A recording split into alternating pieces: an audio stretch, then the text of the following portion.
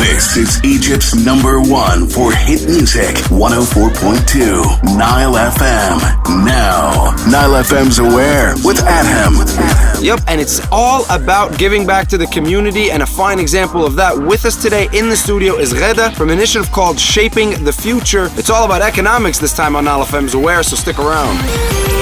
Egypt's #1 for hit music, 104.2 NILE FM, Cairo, NILE FM's Aware. Hello and welcome everyone to NILE FM's Aware. Hope you're having a great Saturday. With us today in the studio is Reda from the initiative Shaping the Future. Now Reda, that's quite the bold statement, shaping the future. What exactly are you guys doing and why are you guys doing it? Well, shaping the future. Well, hi Adham, that's to start with. Shaping the Future is an initiative to shape the future where we're actually targeted towards children and youth. What we do is create economically empowered citizens. This is done by dedicating a whole reform for them through training them on financial services, financial products, teaching them how to save and build a financial culture so that when they grow up, they can make their dreams come true and be better citizens at performing at the economy and henceforth contribute back to the country. But isn't that already existent in our culture? I mean, the Egyptian, I remember back in my childhood days, my mom always encouraged me to save in like a small little piggy bank, and eventually I started putting money in the mattress and under the pillow and all sorts of stuff. So the saving culture does exist in Egypt, or do you have something else in mind? Well, do you have dreams? I'd like to think so. Right, were the money you were able to save enough to make those dreams come true? Well, buying my first bike, yes, but anything after that, not really. Well, that's exactly what we're trying to do. I mean, we're trying to teach children how to dream, but also how to save to make those dreams come true. So you believe, and you're trying to empower people to start from the age of 8, you mentioned, to start saving up for certain dreams that they have, in a way that actually enables them to achieve those dreams. Absolutely. This is part of what we're doing, but also creating empowered citizens economically so that they can manage even their daily money, really. That will teach you how to manage your daily money. Please, I am all ears. Well, we're doing that through different means. What I mean by that is that we're not only providing financial education for children and youth, but we're also taking them where financial organizations and all the financial services and products are provided in the country, and making them understand much more about this. So together with the literacy training, financial literacy training, and the getting them to go through the experience, we're creating more informed citizens. We're also creating simulation games for them, like stock exchange simulation games, banking simulation games, where they can actually experience themselves and their sense of risk, investing, and learn through practice. That's what we're trying to do. Very, very cool. Now, you actually mentioned something along the lines of I could enroll in one of your courses. So you have dedicated courses for people like myself that are not really aware of this economic world, for us to get a more clear understanding of it. Is that correct? Yes, absolutely. We definitely did that. It's financial literacy training, and it covers different aspects of financial education, like saving, risk management, entrepreneurial skills, all of that, microfinance, a lot of the. So even in regards to, for example, if I want to start my own company, if I have a business plan, you guys would jump in and teach me the necessary skills that I need to have to create a budget, like a financial timeline and all of that good stuff. Absolutely, definitely. I mean, it's amazing as well when you work with children and youth and you find, children at the age of 10 wanting to start their own projects early on, and that you get them really doing that and realizing from an early age it's such an easy process. If I learned a little bit more, and you have someone at the age of 30 saying, oh, if I learned a little bit more, I would have done my own project earlier. So my question here is, why is this so important to you, and why is this so important? I mean, I understand that, like, if I want to have, my own business, or if I want to start a project of some sort, but why is this so important and relevant to the everyday Joe? I mean, like, I don't have any project. I just do my job, and I just want to save some money for, for my family to be covered. This is the time. I mean, this is the time for youth in Egypt. I'm always a little bit, why is it the time? I think every time is suitable for making great ideas or coming up with great initiatives and creating reform.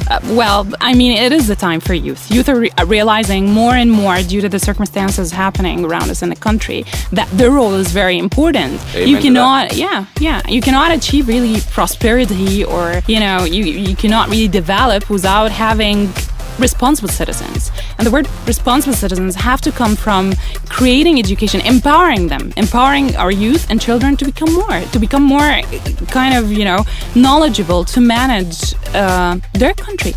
And you know what? Actually, I believe as well in these times, especially where the economic situation is so fluctuant. I mean, one day it's up, one day it's down. Absolutely. It's very important to be able to manage, on a micro level, one's own finances, but also understand in the macro level the financial situation, the economic situation of the entire country as a whole. Yeah, capitalizing on that as well. I mean, economic factors doesn't really have to be external or has to do with governments or whatever. It has to do with a daily routine that any citizen take through any decisions, financial decisions that you take throughout your day in, day out. So you actually affect the economy of your country day in, day out, and the way you manage your money. You have another initiative in your pipeline, or in the book, so to speak. Yeah. Something more about employability, and I know that is going to connect with a lot of people. Yeah.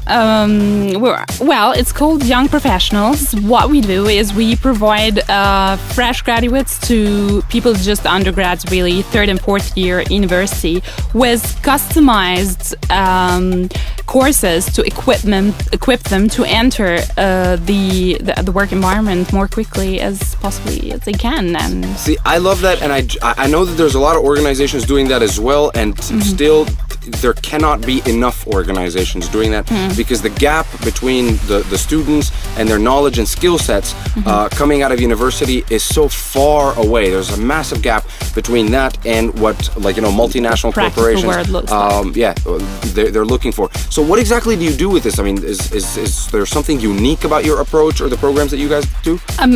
I would like to think so, but I'd like more that the youth enrolled on the programs themselves to say that. But however, the variety of the programs that we're providing is number one. So it's on SMEs, IT, banking, business, so that's quite different. So it's also industry tailored, not only just soft skills packages. No, not at all. It's actually very unique, very customized to special sectors. And also it has an experiential end to it. So actually they get to experience a taste of a job. Absolute pleasure having Reda from the initiative Shaping the Future. Thank you so much for taking the time and coming to speak with us. It's my pleasure. It's my pleasure, really. Thank you. No, seriously, hats off to what you guys are doing. Two very, very cool initiatives. One designed to create more economically empowered citizens through a lot of training and experiential learning about economics, about on a macro and micro level, how to manage your own finances. Yeah. Also how to manage finances if you're starting your own company, so to speak. Yeah. And a very, very cool employability boosting program called Young Professionals.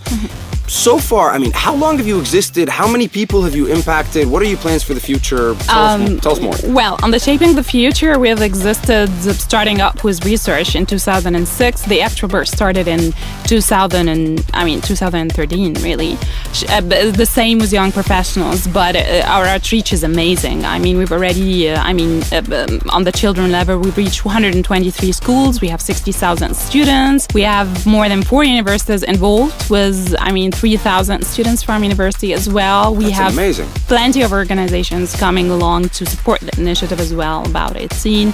So we've done great work, Hats off to you. That's amazing stuff. Yeah. Well, there you have it. And just before I let you go, for anybody that's listening that wants to be a part of the organization or enroll in one of the courses or just get more information, how do they get in touch with you guys?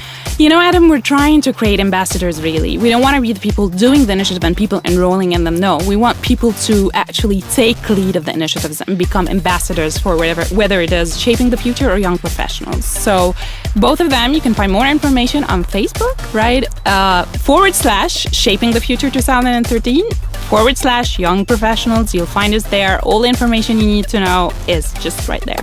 There you have it. Thank you very much, Reda. And if you are listening and you're just like Reda, working with an organization or social development initiative designed to give back to the community, I would love to hear from you. Send me a quick email, aware@nileradioproductions.net. We'll catch you next Saturday with another group of individuals giving back to the community.